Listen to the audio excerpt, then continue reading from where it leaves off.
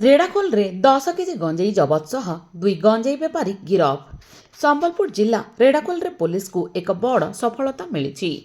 ରେଡ଼ାଖୋଲ ବୌଦ୍ଧ ରାସ୍ତାରେ ପେଟ୍ରୋଲିଂ ବେଳେ ପୋଲିସ ଅତର୍କିତ ଚଢ଼ାଉ କରି 10 କେଜି ଗଞ୍ଜେଇ ସହ 2 ଜଣ ଚାଲାଣକାରୀଙ୍କୁ ଗିରଫ କରିଛି। ଗିରଫ ଅଭିଯୁକ୍ତମାନେ ଝାରଖଣ୍ଡର ଅନିଲ କୁମାର ମଣ୍ଡଲ ଓ ବିହାରର ବିଜୟ କୁମାର ବୋଲି ଜଣାପଡ଼ିଛି। ସୂଚନା ଅନୁଯାୟୀ କେଲାକଟା ତାରିଣୀ ମନ୍ଦିର ନିକଟରେ 2 ଜଣ ସନ୍ଦେହଜନକ ଭାବେ ଏୟାର ବ୍ୟାଗ୍ ଧରି ଯାଉଥିବା ବେଳେ ପୋଲିସ ସେମାନଙ୍କୁ ଅଟକାଇଥିଲା। ଯାଞ୍ଚ ପରେ ବ୍ୟାଗ୍ରୁ ଗଞ୍ଜେଇ ମିଳିବାରୁ ସେମାନଙ୍କୁ ତୁରନ୍ତ ଗିରଫ କରାଯାଇଥିଲା। ପ୍ରାଥମିକ ତଦନ୍ତରୁ ଜଣାପଡ଼ିଛି ଯେ ଅଭିଯୁକ୍ତମାନେ ବୌଦ୍ଧ ଅଞ୍ଚଳର ଗଞ୍ଜେଇ ଆଣି ଟ୍ରେନ୍ ଯୋଗେ ଅନ୍ୟ ରାଜ୍ୟକୁ ଚାଲାଣ କରିବା ଯୋଜନାରେ ଥିଲେ।